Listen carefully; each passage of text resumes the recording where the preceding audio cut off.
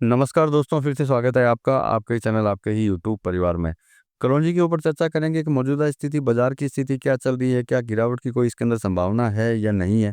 और सबसे बड़ी बात, मंडियों में जो है आवक जो है, अराइवल जो है किस तरह की चल रही है, क्योंकि ये सब चीज़ें जो है बाजार को तय करती है कि आवक बहुत ज़्यादा है या कम है, या फिर जो है गिरावट की संभावनाएं आवक की वजह से हैं, या फिर तेजी की संभावनाएं जो है किस वजह से हैं। इन्हीं सभी चीज़ों के ऊपर चर्चा करेंगे दोस्तों। लेकिन चैनल पर नए हैं तो वीडियो को लाइक और चैनल को सब्सक्राइब जरूर कर लीजिएगा। लगता हो शेयर के लायक है तो शेयर भी जरूर कर लीजिएगा।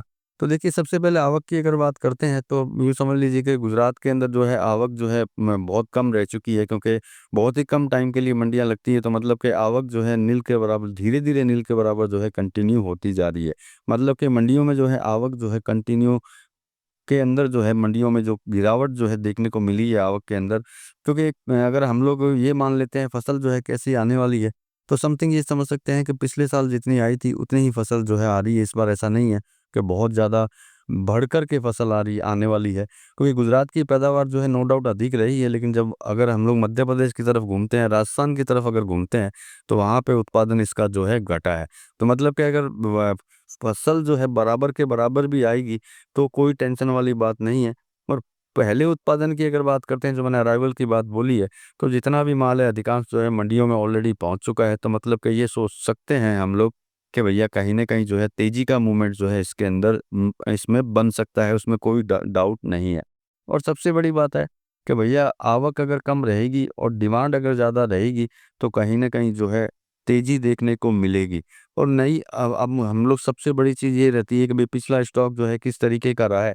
तो पिछले स्टॉक की अगर बात करते हैं तो पिछले साल के मुकाबले जो है इस वक़्त, इस साल जो है स्टॉक भी कम है।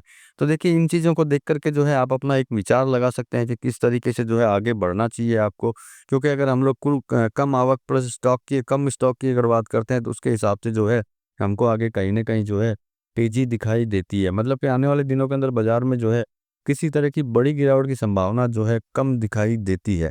बाकी देखिए, बाज़ार है, नो डाउट ये सारे कैलकुलेशंस हैं जो मंडियों से पहुँचते हैं यहाँ तक कि भैया कितनी अराइवल, कितना क्या। लेकिन फिर भी है, बाज़ार को सोच कर के चलें। बाज़ार जो है कभी भी किसी भी समय पे रुख पकड़ सकता है। सिर्फ़ तेज़ी को लेकर के ना चलें कि भैया सब कुछ बिल्कुल फ़ेवर के अंदर है, हर चीज़ प्लस के अंदर है, तो मतलब कि ज़बरदस्त तेज़ी आनी है।